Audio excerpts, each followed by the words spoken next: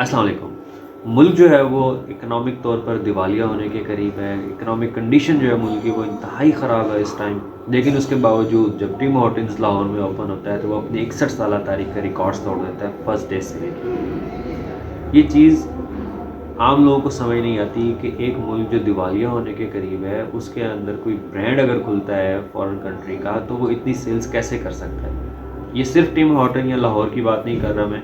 आप मुल्तान चले जाएं, इस्लामाबाद चले जाएं, किसी भी बड़े शहर की जो मार्केट्स हैं उनमें चले जाएं, आपको देखकर फील ही नहीं होगा कि ये उसी मुल्क की मार्केट्स हैं जो दिवालिया होने के करीब है। ये सब देखकर एक आम आदमी जो एक्चुअली अफेक्ट हो रहा है स्टेट के दिवालिया होने से, वो कंफ्यूज हो जाता है कि मुल्क के अंदर इतना पैसा है, मार्केट्स जो है वो खचाखच भरी हुई हैं, फिर भी मुल्क जो है वो दिवालिया होने की तरफ जा रहा है, फिर भी मुल्क जो है पैसे इकट्ठे नहीं कर पा रहा। तो ये क्यों है?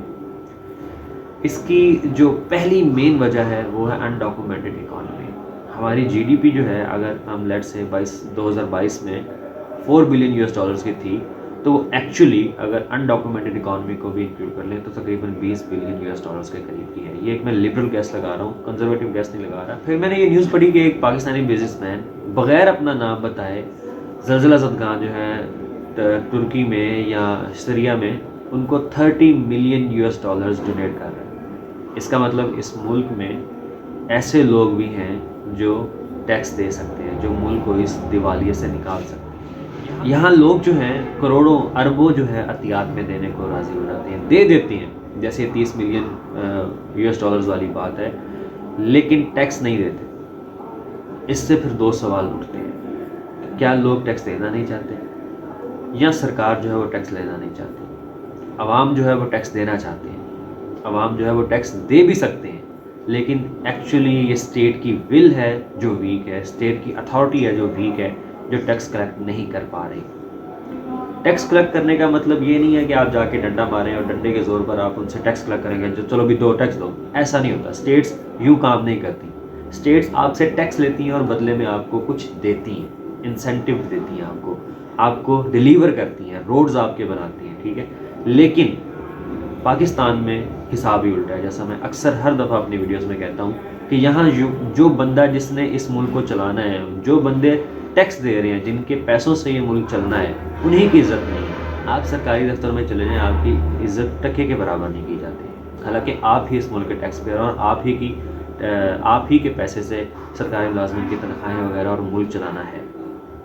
हर घर में जो बंदा पैसे कमाता है, जो बंदा कुछ कमा के घर लाता है, घर चलाता है, उसकी इज़्ज़त होती है। ये वाहिद पाकिस्तान वो मुल्क है जहाँ पैसे कमाने वाले वेल्थ जनरेटर की इज़्ज़त बिल्कुल नहीं है। उल्टा आप पर एहसान किया जाता है कि हम आपके कमाए हुए पैसों से आपका काम कर रहे हैं। इसी में फिर मैं आपको एक और बात बता दूं कि मैं न्यूज़ एक चैनल बता रहा था कि यूके जो कि डेवलप्ड कंट्री है, उसमें सरकारी गाड़ियों की तादाद टोटल 45 है। पूरे यूके में सरकारी गाड़ियों की तादाद 45 है, जबकि हमारी सिंध गवर्नमेंट जो है सिर्फ उसके पास 25,000 सरकारी गाड़ियाँ हैं। लोग जो है वो टैक्स देना चाहते हैं, लेकिन जब उनके टैक्स से बाबू साहब वगैरह के लिए गाड़ियाँ ख़रीदी जाती हैं, आपके सरकारी जो मुलाजिम हैं उनके लिए गाड़ियाँ ख़रीदी जाती हैं, आपके जो मुंतखब नुमाइंदे होते हैं उनकी गाड़ियाँ ख़रीदी जाती हैं, उनकी आसाइश का एहतराम किया जाता है या उनको मलहूज़ खातिर रखता है, तो फिर लोग बददिल हो जाते हैं। वो फिर कहते हैं कि हम टैक्स क्यों दें। तो स्टेट जो है उसकी रिस्पॉन्सिबिलिटी होती है कि वो टैक्स कलेक्ट करें, डंडे मार कर नहीं। अब वो कॉलोनियल दौर नहीं रहा कि आप ज़ोर ज़बरदस्ती या डरा धमका के टैक्स लेंगे। आपने डिलीवर करना है। अगर आप डिलीवर नहीं करेंगे तो आपकी इकॉनमी इसी तरह अनडॉक्यूमेंटेड रहेगी, मार्केट्स यूँ ही भरी रहेंगी और स्टेट जो है वो उतनी ही गरीब होती जाएगी। इसके बारे में सोचें, अच्छी बात लोगों तक पहुँचाएँ। अगर आपको समझ आई हो तो दूसरों को समझाएँ।